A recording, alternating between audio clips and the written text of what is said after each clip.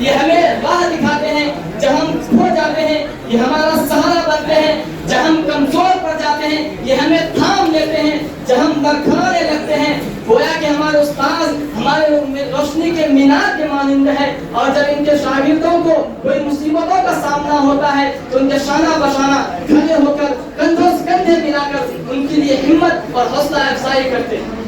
دوستو، کچھ شاعر نے کیا خوب کہا ہے، برستے ہیں یہ ساون کی طرح بنجر زمینوں پر، برستے ہیں یہ ساون کی طرح بنجر زمینوں پر، انہی کی کھوج سے سب نامور ایجاد ہوتے ہیں۔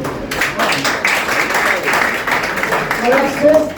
افسوس کی بات یہ ہے کہ ہم اپنے استاد کے ادب و احترام اور ان کی اہمیت سے ناواقف ہیں۔ ہم میں سے بہت سے طالب علم اور اسٹوڈنٹ ایسے ہیں جو اپنے استاد کی عزت و احترام اور ان کی ادب نہیں کرتے۔ یاد رکھیں، اگر آج ہم اپنے استاد کی ادب و احترام نہیں کریں گے، ان کی باتوں کو نہیں سنیں گے، ان کی باتوں پر عمل نہیں کریں گے، تو ہماری منزل ہم سے بہت دور ہوتی چلی جائے گی، اور کل ہماری اولاد، ہمارے شاگرد ہمارے ساتھ بھی ایسا ہی کریں گے، کیونکہ یہ وہی وہ شخص ہے جنہوں نے ہمیں دنیا کی ہر چیز سے واقف کرایا۔ استاد کے